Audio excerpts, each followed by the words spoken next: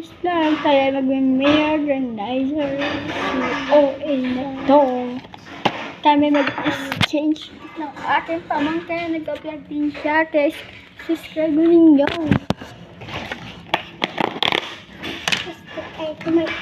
Bigyan natin siya nito. Ito. And yung sabong.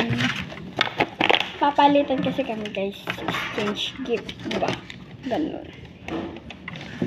Guys, di kasi nagwapo pala ako guys kanina na. Lagay yan. Para maganda. Hindi ka tulad mo.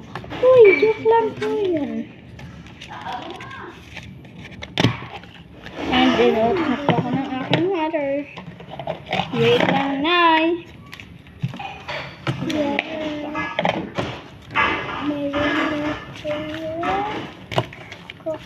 And bibigay natin to sa kanya. Kung na lang tape. Para maganda.